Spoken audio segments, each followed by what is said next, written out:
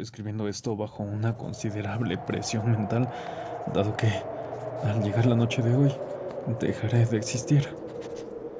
Sin dinero y con la última dosis de la única droga que me hace llevadera la vida, ya no puedo soportar la tortura por más tiempo.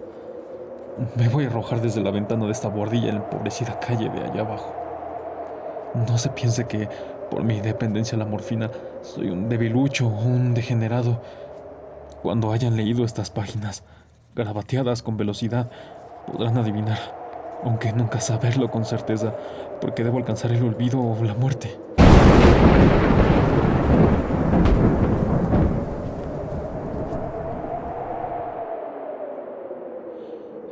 Fue en una de las zonas más despobladas y menos frecuentadas del ancho Pacífico, donde el paquebote del que yo era sobrecargo fue capturado por una embarcación incursora alemana. En ese entonces, la Gran Guerra estaba en sus comienzos, y las fuerzas marítimas de los germanos aún no se habían rebajado a los niveles de su posterior degradación. Así pues, nuestro barco fue declarado presa legítima, y a nosotros, sus tripulantes, se nos trató con toda la justicia y consideración que se nos debía por ser prisioneros navales. Tan liberal era, de hecho, la disciplina de nuestros captores, que luego de 5 días de ocurrido el abordaje, me las arreglé para escapar solo en un bote pequeño, con agua y provisiones suficientes para una buena cantidad de tiempo.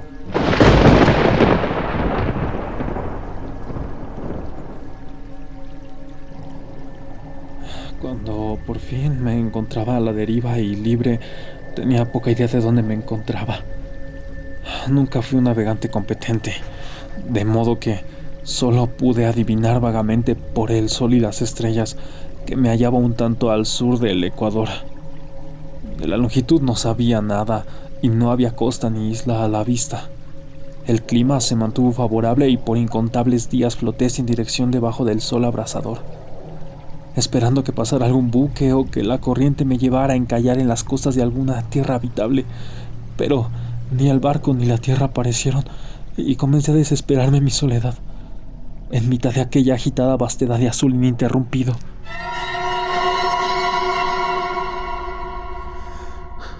El cambio sucedió mientras dormía. De sus detalles jamás sabré nada porque permanecí inconsciente, aunque turbado y plagado de sueños de manera continua. Cuando por fin desperté, fue para descubrirme medio hundido en la extensión viscosa de un demoníaco lodazal negro que se expandía alrededor mío en monótonas ondulaciones hasta donde alcanzaba mi vista, y en el cual mi bote estaba encallado a cierta distancia de mí. Aunque uno bien podría imaginarse que mi primera sensación hubiese sido de asombro ante tan prodigioso e inesperado cambio de escenario, en realidad estaba más horrorizado que sorprendido, pues en el aire y el piso putrefacto había una cualidad siniestra, la cual me heló hasta lo más profundo de mi ser. La región estaba podrida por los cadáveres en descomposición de los peces y de otras cosas menos descriptibles que veía extendidas por el repugnante lodazal de la planicie sin fin. Quizá no deba yo esperar que meras palabras comuniquen la inefable vileza que puede encontrarse en el silencio absoluto y la inmensidad infértil. No había cosa alguna al alcance de mi oído y nada a la vista, salvo una vasta planicie de limo negro. Y esa misma quietud absoluta y lo homogéneo del paisaje me oprimían con un miedo que me causaba náuseas. El sol caía a plomo desde un cielo que me parecía casi negro en su crueldad sin nubes, como si reflejara la ennegrecida marisma bajo mis pies. Mientras subía al bote encallado, entendí que solo una hipótesis era capaz de explicar mi situación. Por causa de una actividad volcánica sin precedentes, una porción del lecho marino debió haber sido lanzada hacia la superficie, dejando expuestas regiones que permanecieron ocultas en las insondables profundidades oceánicas durante innumerables millones de años. Tan grande era la extensión de la nueva tierra que se había elevado debajo de mí, que yo no podía detectar el menor sonido de las olas en el océano, por más que me esforzara en oír algo. Tampoco había ave marina alguna que estuviera cebándose con la carroña de las criaturas muertas. Durante varias horas permanecí sentado, reflexionando en el bote, el cual reposaba sobre su costado y proyectaba una mínima sombra según el sol se movía por el cielo. Conforme progresaba el día, el suelo perdió algo de su adherencia y parecía que pronto se secaría lo bastante como para que se pudiera andar por él. Aquella noche dormí muy poco, y al día siguiente me hice un atillo que contenía comida y agua, en preparación para una travesía en tierra firme, en busca del mar que se había esfumado y propiciar, así, mi posible rescate.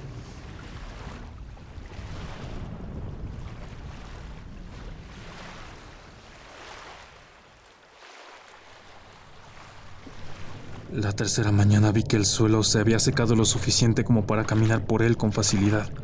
El olor de los peces muertos era enloquecedor, mas yo estaba demasiado preocupado con cuestiones más graves como para pensar en esta incomodidad menor y, decididamente, me puse en marcha rumbo a una meta desconocida.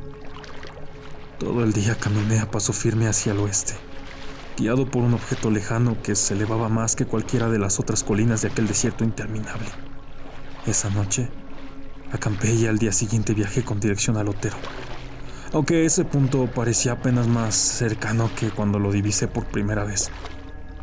Durante el cuarto atardecer, alcancé las faldas del monte, que resultó ser más alto de lo que parecía a la distancia, con un valle que le daba un relieve más pronunciado que la superficie en general. Demasiado fatigado para subir, dormí a la sombra de la colina. No sé por qué mis sueños fueron tan agitados esa noche, pero cuando la luna menguante e increíblemente gibosa se había levantado sobre la planicie oriental, estaba despierto y sudando frío, decidido ya no dormir. Había experimentado las visiones de modo tal que era demasiado para mí pensar siquiera en volver a enfrentar algo así. Y por el brillo de la luna descubrí cuán torpe había sido el viajar durante el día. Sin el brillo del sol abrasador, mi viaje hubiera requerido menos energía. De hecho, ahora me sentía bastante capaz de realizar el ascenso para el cual estaba impedido al atardecer. Recogiendo mi atillo, comencé a subir hasta la cresta de la elevación. He mencionado que la monotonía incesante de la extensa planicie era para mí la fuente de un vago terror. Pero creo que mi horror fue más grande cuando llegué a la cima del montículo y vi del otro lado, hacia un cañón o pozo inmenso. Y la luna aún no se elevaba lo suficiente como para iluminar sus oscuros recovecos. Me sentí en el extremo del mundo, observando desde la orilla del caos insondable de la noche eterna. En medio de mi terror, corrían curiosas reminiscencias del paraíso perdido y el espantoso ascenso que Satanás hiciera por los inimaginables reinos de las tinieblas.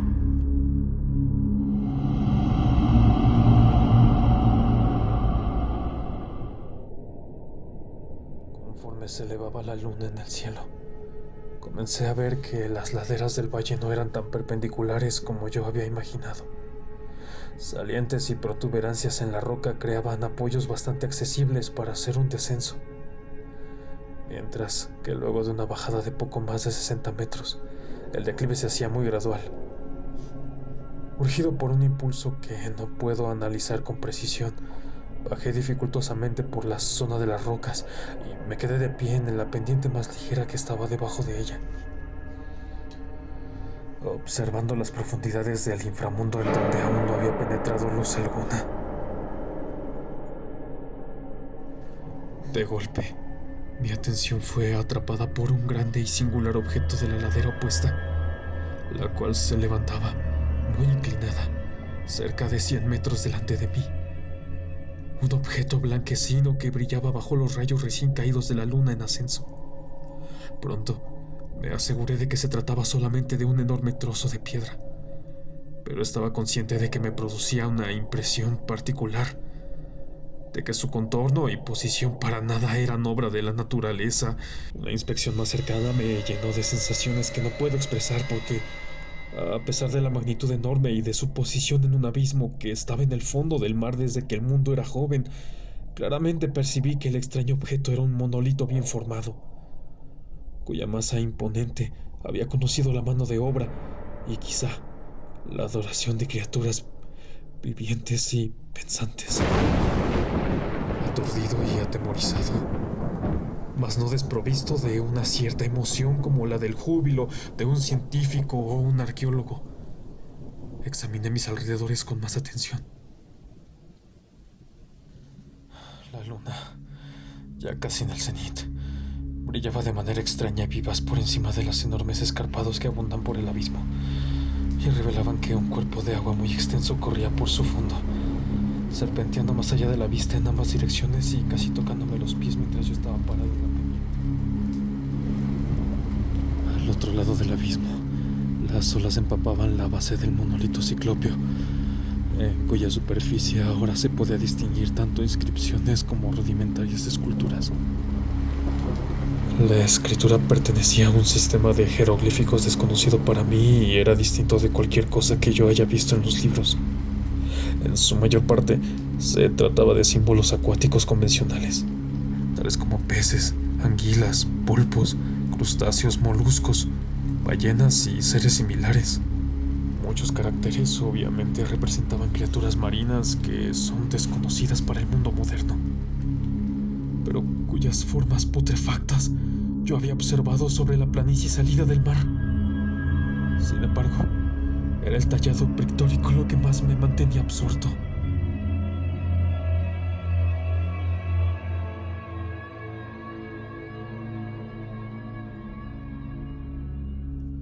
Plenamente visibles desde el otro lado del torrente que nos separaba, debido a su enorme tamaño, había una serie de bajorrelieves cuyos temas habrían despertado la profunda envidia de un doré. Estas cosas, suponía yo, representaban hombres, o al menos cierto tipo de hombres. Aunque las criaturas eran mostradas entreteniéndose como peces en las aguas de alguna gruta submarina o rindiéndole homenaje a algún altar monolítico, el cual también parecía estar debajo de las olas. De sus caras y formas no me atrevo a hablar en detalle, pues su mero recuerdo hace que sienta que me desvanezco. Grotescas más allá de la imaginación de un Poe o un Bulwer, estas eran malditamente humanas en su contorno general. A pesar de sus manos y pies palmeados, sus labios pasmosamente anchos y flácidos, ojos vidriosos y abultados, y otras características aún menos placenteras de recordar.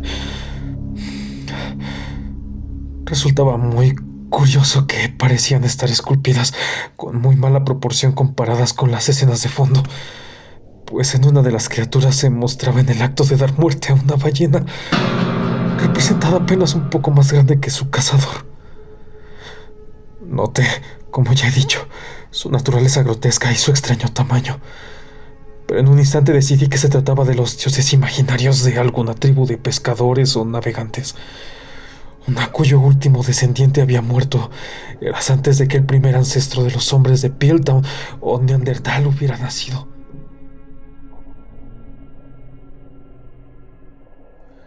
Atónito ante este desesperado vistazo de un pasado más allá de lo imaginable por el más audaz de los antropólogos, seguía de pie, ensimismado, mientras la luna creaba raros reflejos en el silencioso canal frente a mí. Entonces, de pronto, lo vi. Con solo una ligera agitación para marcar su ascenso a la superficie, la cosa se deslizó a la vista por encima de las aguas oscuras.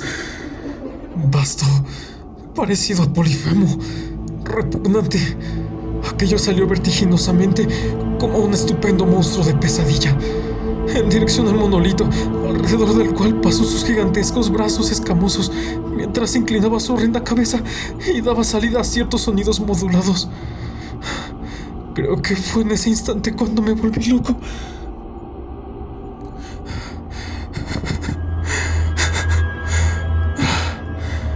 De mi frenético ascenso por la pendiente y el acantilado, y de mi viaje delirante de regreso al bote encallado, recuerdo poco.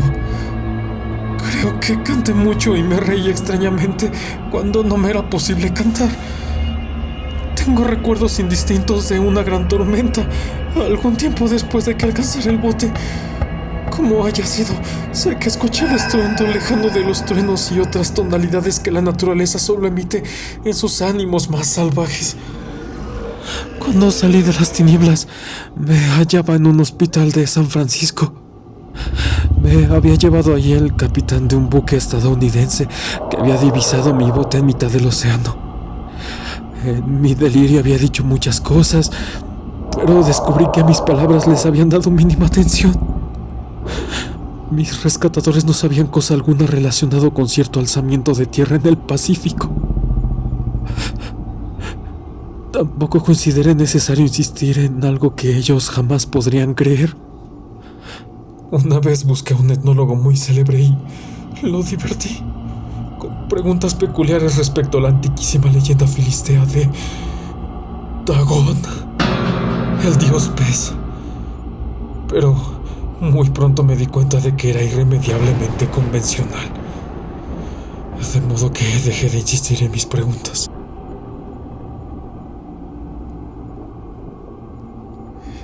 Es por la noche, especialmente cuando la luna está gibosa y menguante. Cuando veo esa cosa, intenté con la morfina, pero esa droga solo me brinda alivio efímero y me ha atrapado entre sus garras, hasta convertirme en su esclavo sin esperanza. De manera que ahora le pondré fin a todo, habiendo escrito el recuento íntegro para la información o el desdeñoso entretenimiento de mis congéneres. A menudo me pregunto a mí mismo si acaso es posible que todo fuera una fantasmagoria absoluta, un simple acceso de fiebre mientras yacía ahí, insolado y divagando en el bote descubierto, luego de mi escape del acorazado alemán. Esto me pregunto, pero como respuesta, siempre me viene una visión que es espantosamente real. No puedo pensar en el mar abierto sin temblar, por causa de las cosas innombrables que, en este mismo instante, podrían estar reptando y flotando sobre su lecho viscoso, adorando a sus antiquísimos ídolos de piedra y tallando su propia semejanza detestable en obeliscos submarinos de granito ahogados por el mar. Sueño con el día en que podrían emerger desde la oscuridad nebulosa para arrastrar, con sus malolientes garras, restos de la enclenque humanidad devastada por la guerra. Con el día en que la tierra se hundirá y el negro lecho marino habría de ascender en medio de un pandemonio universal. El final está cerca. Escucho un ruido en la puerta, como si un enorme cuerpo resbaladizo se tambaleara contra ella. No me encontrará. Dios, esa mano, la ventana.